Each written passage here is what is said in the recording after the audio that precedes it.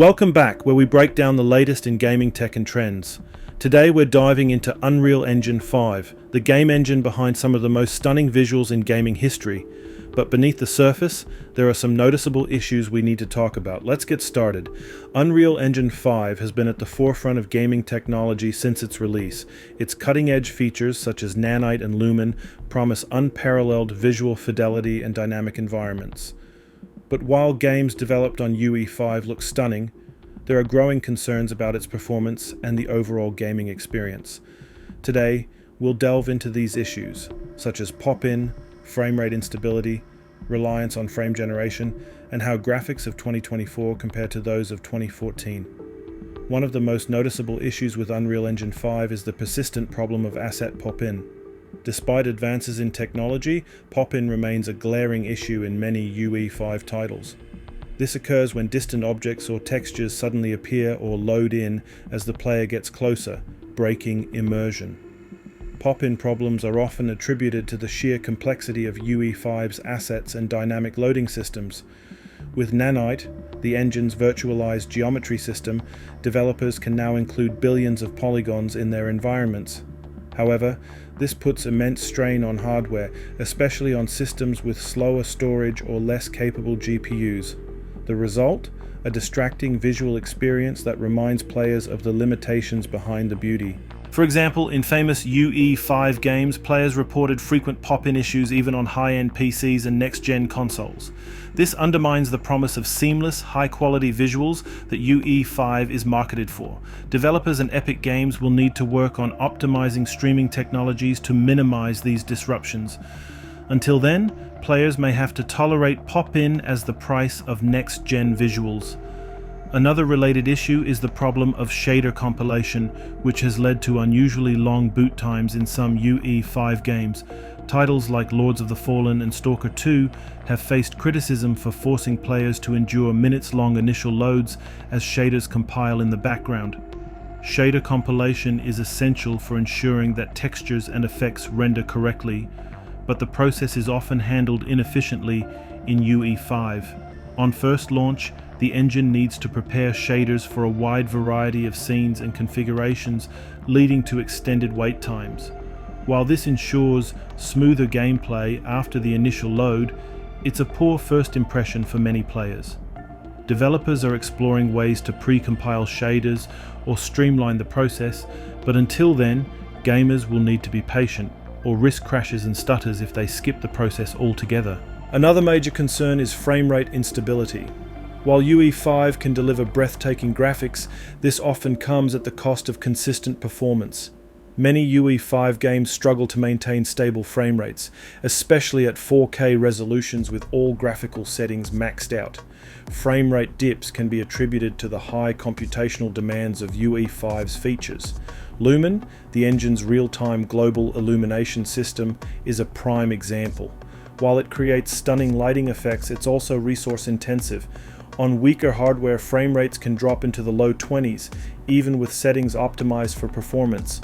Players of specific games have noted significant frame rate drops in busy scenes, such as large battles or highly detailed environments. This not only affects immersion but also gameplay, particularly in fast-paced genres where responsiveness is key. To mitigate this, developers often include performance modes in their games. However, this usually means sacrificing graphical fidelity, leaving players to choose between smooth performance and visual quality. To counteract performance issues, developers have increasingly relied on technologies like NVIDIA's DLS frame generation. While frame generation can help achieve higher perceived frame rates, it comes with its own set of drawbacks. Frame generation works by creating synthetic frames between real ones, effectively doubling the frame rate. However, this technique introduces latency, which can be detrimental in competitive games. Moreover, the visual artifacts produced by synthetic frames can sometimes make movement look unnatural, especially during quick camera pans or fast action sequences. This reliance on frame generation has raised concerns about whether UE5's visual aspirations are outpacing the capabilities of current hardware. Instead of optimizing the engine for better performance, developers are forced to lean on third-party solutions, which may not be ideal for all players. As hardware continues to evolve, frame generation may become less of a necessity. Until then, it remains a crutch for delivering the visual promise of UE5. Let's take a moment to compare the graphical landscape of 2024 to that of 2014. In 2014, Unreal Engine 4 had just been released, introducing significant advancements in lighting, textures, and physics. Titles like Dragon Age, Inquisition, and Middle-earth: Shadow of Mordor showcased these capabilities, offering visuals that were revolutionary for their time. Fast forward to 2024, and games built on UE5 have undoubtedly raised the bar. Real-time ray tracing, photorealistic textures, and lifelike animations are now standard. However, this leap in fidelity has come with diminishing returns. While the jump from 2004 to 2014 was groundbreaking, the difference between 2014 and 2024 is subtler, focusing more on details and realism rather than drastic innovation. This raises the question, are the higher graphical demands worth the trade-offs in performance? Many players argue that the diminishing returns in visual quality don't justify the performance compromises. For instance, while games in 2024 look more realistic, the incremental improvements often go unnoticed during gameplay.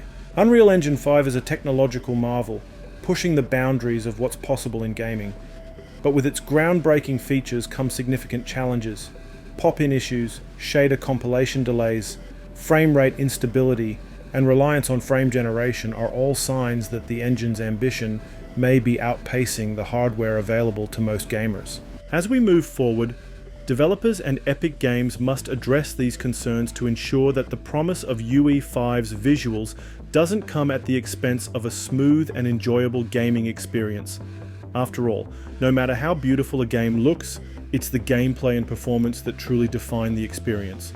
That wraps up our breakdown of Unreal Engine 5's strengths and challenges. What do you think? Are the visuals worth the performance trade-offs, or should developers focus on optimization? Let us know in the comments below. Don't forget to like, subscribe, and hit that bell icon for more gaming insights. Thanks for watching, and we'll see you in the next video.